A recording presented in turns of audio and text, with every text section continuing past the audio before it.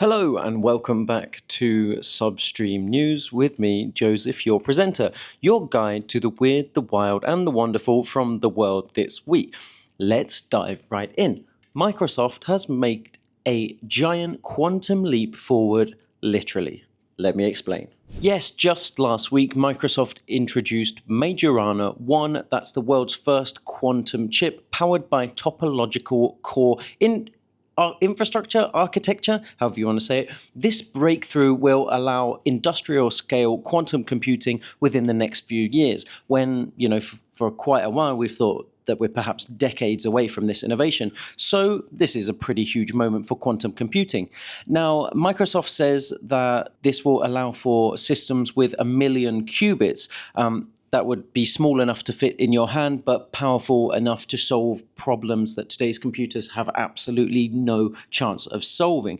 So think about a computer that could invent self-healing materials, that could tell us how to break down microplastics to save the world's oceans, even design certain enzymes or protein structures that could solve world hunger. It's absolutely ridiculous what they're capable of in theory. Now, Microsoft's Chetan Nayak, I have a quote from him. He says, "Whatever you're doing in quantum needs a path to 1 million qubits or you hit a wall." Now, this isn't just a theory. Microsoft has already placed 8 topological qubits on a chip designed to scale to 1 million.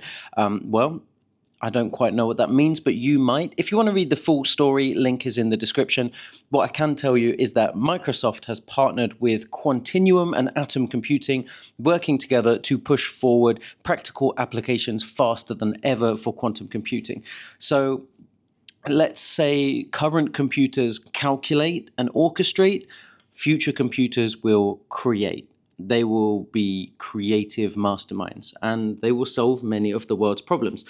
Imagine you could open your computer, tell it exactly what you need in human plain language, and it can listen to you, give you the perfect answer in seconds, no trial, no error, just accurate, perfect computation.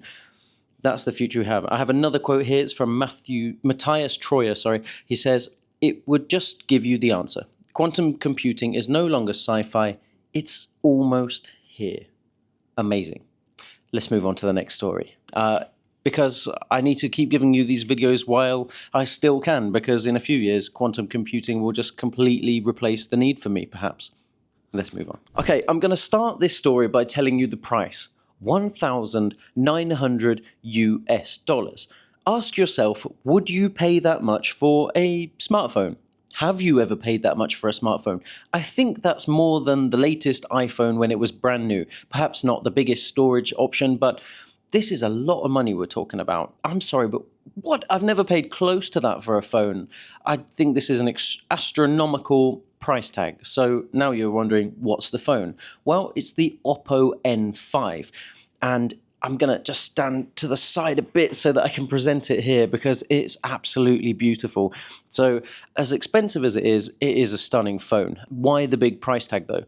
Well, it's a foldable phone, which means like double screen. It's also the world's thinnest folding phone, and it's a total of just 8.93 millimeters. That's thinner than the entire iPhone, so each side of it is less than half the width of an iPhone 16, which is quite incredible. It's also slimmer than the previous one, of course. It's now the champion. The previous one was the Honor Magic V3, which was 9.2 millimeters. Just a reminder, the Oppo is 8.93 millimeters. That's less than 0.9 centimeters. That's incredible. Americans, tell me how much that is in inches, because I have no idea. So Oppo has said they could have made it thinner. They wanted to make it thinner, but something was stopping them. The USB-C port. They needed to be able to charge. You need to be able to charge the phone, right? I'm sure that future phones will have no charging port. There will just be these wireless chargers, but here we go. There's also no headphone jack, because a headphone jack is too big for a phone this thin, which is crazy. So when unfolded, it's 4.21 millimeters at the thinnest point, although there is another phone that is slightly thinner. That's the Huawei Trifold Mate XT Ultimate, which is a little bit thinner at the hinge, I suppose. This one has a titanium hinge, 8.2-inch square inner display, which is actually more screen than an iPad mini, which really surprised me. I think it's beautiful. I actually was really tempted to just go buy one, but I'm so loyal to Apple, which some of you won't like, but I am just a loyal Apple user. One thing I love, that despite this phone being so thin, so incredibly thin, they've managed to pack in one of the best cameras on the market. The 50 megapixel main sensor with OIS, a 50 megapixel periscope telephoto lens with 3x zoom, and an 8 megapixel ultra wide lens. Now, it's powered by the Snapdragon 8 Elite processor and a 5600 AMH battery, all weighing just 229 grams. What? Technology, it's gone too far. It's gone too far. Now, I'm sorry, American viewers, you're going to hate me for this, but it's available basically everywhere in the world except the US. Don't know why. Perhaps Oppo and the US have had some beef in the past. I can't tell you. I was thinking about buying one. I really was. And then my girlfriend reminded me, I'm a heavy boy. And I might just snap it by sitting on it with my big fat butt. And she's right. So I need a much more robust phone. This thin little foldable phone would last 5 minutes with me. I am so clumsy. But I did have a Motorola Razr back in the day, and I really enjoyed that phone. So who knows, I might go for the Oppo Find N5. Let's move on. Imagine a material that's as strong as steel, as light as aluminium, and as capable of withstanding bullets, fire, radiation, and more, right?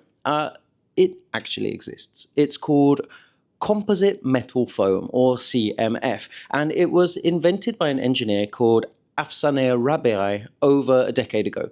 Since then, it's been used in different commercial and aerospace applications, right?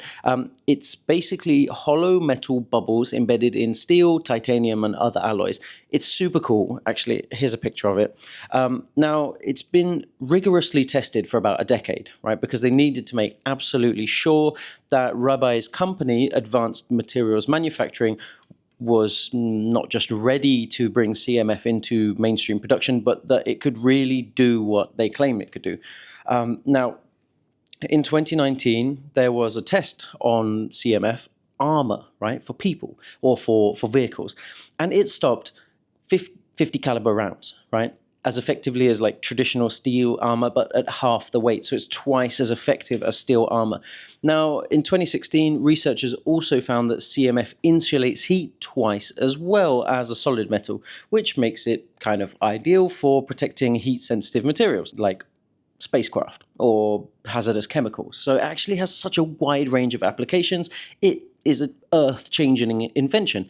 We're going to see more of it, and you probably have never heard of it before, which is why I wanted to bring it into your sphere of knowledge. Yeah, it can block radiation, gamma rays, X-rays, neutron radiation. I see it being widely used for nuclear waste and spacecraft, because these are two applications where radiation is a big issue, right? Now, Rabi'i says the applications are limitless, but it's obviously limited by how much they can produce. But from military to security to aerospace to nuclear to vehicles, trains, trucks, whatever, it's a leap into the future for materials and design. So I think it's pretty amazing. I hope you agree. But now we're going to move on to the next story. Meet the Protoclone. Now, you may have seen this absolutely horrifying mess of flesh and silicon and what God knows what else on your timeline recently, because it did go a bit viral. It's a humanoid robot with 1,000 synthetic muscles that twitch and kick like a human. And for some reason, they strung it up like a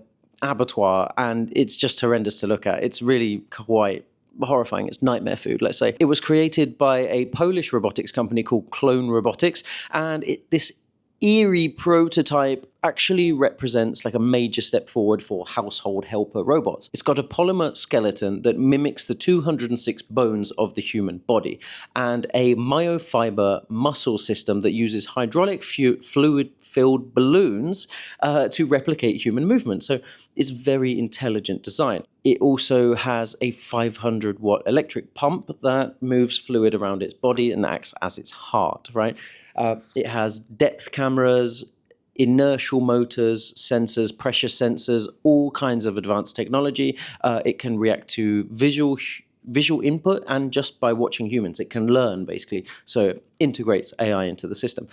It's still in early development, but it is really interesting. And I think it will be a major player because you see these big tech companies like Apple and Amazon and stuff, they're discussing humanoid robots, helpers, and I actually think there's a huge opportunity for a rival company, like much like Nvidia kind of came out of nowhere to be one of the top 3 companies in the world. I feel like a robotics company could do the same. Like many of us have seen iRobot and the future with humanoid robots. Whichever company does this best will dominate. So Boston Dynamics, Tesla, Apple, Amazon, whoever it is in the end, I think Clone Robotics will be a major player. And if they can get this humanoid looking less creepy, less eerie, less sinister, and looking more friendly and approachable, they could be the real winner. What do you think? Who's got the best robot right now? Let me know in the comments. And again, if you want to know more about this, which I recommend you do because it's very interesting about this whole development of this robot, go down to the video description, find the link to this story, and click it and read. And while you're there, in our video description, the subscribe button's right next to it. It's so impossibly close that you can just smash it, support our channel, and allow me to keep doing this. I need to pay my rent, guys. Come on, let's go. I think we should take it down to a much nicer level for this final story. It's our lighter note. Yes, I have a standing desk with a motor. It's cool. Guys, this final story is about Cybertrucks. Now, you might not be a fan of Cybertrucks. I've heard all kinds of funny, horrendous, critical things said about Cybertrucks, largely because they're associated with Elon Musk, who's a very divisive figure. But this latest story really made me laugh. At first, I thought it was a bit mean, but the more I looked at it, I realized it is just a funny way of getting back at the world's richest man. So what happened? It turns out the back of a Cybertruck is like a perfectly flat, square, rectangle at the back. Really great surface for projecting onto, okay?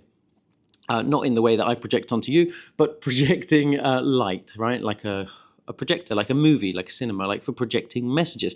So that's what people have been doing in the US. They're using the Cybertruck's tailgate as a projector screen to roast Elon Musk. That is all they want to do. What does it say? Here are some of the messages.